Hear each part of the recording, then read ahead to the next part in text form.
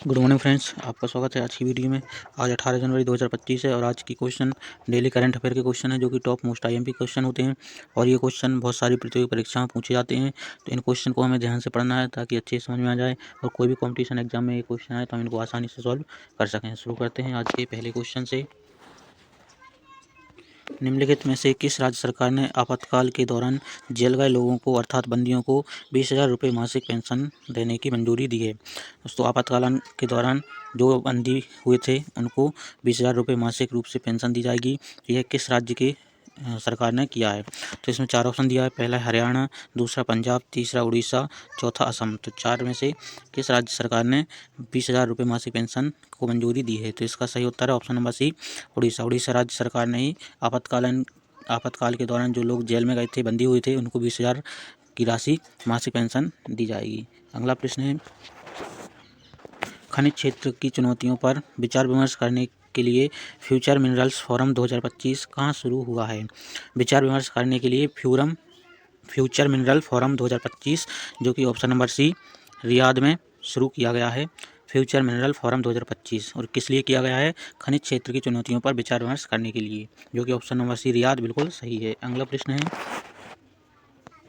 हाल ही में किस एशियाई देश ने माघी संक्रांति संस्कृति त्यौहार मनाया गया है?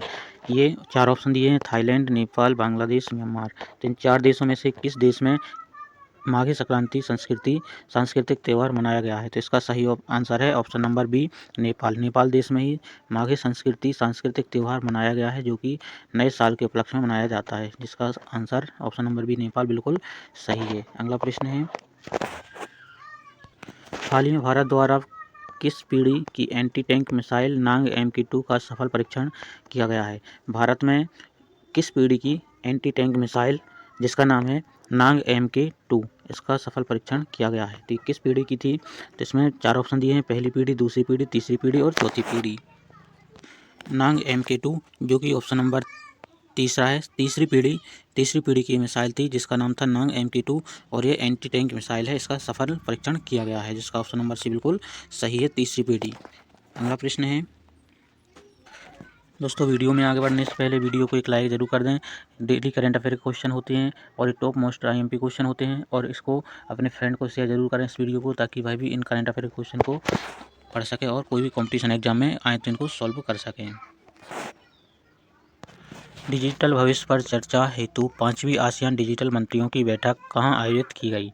डिजिटल भविष्य पर चर्चा के लिए आसियान डिजिटल मंत्रियों की बैठक जो की गई वो की ऑप्शन नंबर बी चीन की राजधानी बीजिंग में इसकी बैठक संपन्न हुई है, जो कि डिजिटल भविष्य पर चर्चा करने के लिए इसकी मीटिंग हुई थी, जो कि बीजिंग में संपन्न हुई है। अगला प्रश्न है, वर्ष 2018 में शुरू आयुष्मान भारत योजना के तहत देश की कितनी प्रतिशत आबादी कवर हो चुकी है?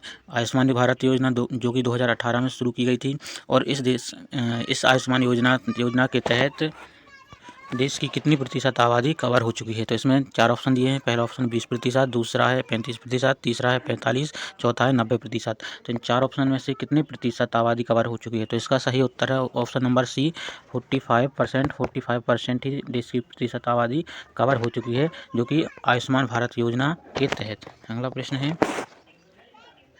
अमेरिका के नवनिर्वाचित राष्ट्रपति डोनाल्ड ट्रंप के शपथ ग्रहण समारोह में कौन भारत का प्रतिनिधित्व करेगा? अमेरिका के राष्ट्रपति जो कि नवनिर्वाचित है डोनाल्ड ट्रंप, जिसकी शपथ ग्रहण होनी बाकी है, तो इसमें समारोह में भारत का कौन प्रतिनिधित्व करेगा? इसमें 4 ऑप्शन है। पहला ऑप्शन है राष्ट्रपति द्रौपदी मुर्मू, दूसरा है प्रधानमंत्री नरेंद्र मोदी, तीसरा है विदेश मंत्री S जयशंकर और चौथा ऑप्शन इनमें से कोई नहीं। तो इसमें भारत का जो प्रतिनिधित्व करने वाले हैं वो हैं भारत के विदेश मंत्री जो कि S जयशंकर हैं, ये इनका प्रतिनिधित्व करेंगे। अगला प्रश्न है, निम्नलिखित में से राज्यों में कहाँ भारत का प्रथम कार्बन न्यूट्रल फॉर्म स्थित है? भारत का पहला कार्बन न्यूट्रल फॉर्म स्थित ऑप्शन नंबर ए केरल में ही भारत का प्रथम न्यूट्रल फॉर्म स्थित है, जो कि बिल्कुल सही उत्तर है ऑप्शन नंबर ए। अगला प्रश्न है, हाल ही में प्रधानमंत्री नरेंद्र मोदी ने बंजारा विरासत म्यूजियम का उद्घाटन किया है, यह किस राज्य में स्थित है? दोस्तों, प्रधानमंत्री नरेंद्र मोदी ने जिस बंजारा म्यूजियम का उद्घाटन किया है वो ऑप्शन नंबर बी महाराष्ट्र में स्थित है। महाराष्ट्र में ही बंजारा विरासत म्यूजियम का उद्घाटन हुआ है, जो कि प्रधानमंत्री नरेंद्र मोदी ने किया है, जिसका सही उत्तर ऑप्शन नंबर बी महाराष्ट्र में ही इसका उद्घाटन हुआ है। अगला प्रश्न है, लोकसभा सचिवालय सीधे किसके नियंत्रण में आता है? लोकसभा सचिवालय किसके अधीन होता है, किसके कंट्रोल में होता है? तो 4 ऑप्शन है। पहला है गृह मंत्रालय, दूसरा है संसदीय कार्य मंत्रालय, तीसरा है लोकसभा अध्यक्ष और चौथा है राष्ट्रपति। तो इन 4 ऑप्शन में से किसके अधीन होता है लोकसभा सचिवालय? तो इसका सही उत्तर है ऑप्शन नंबर सी, लोकसभा अध्यक्ष। लोकसभा अध्यक्ष के अधीन होता है लोकसभा का सचिवालय, जो कि ऑप्शन नंबर सी बिल्कुल सही है।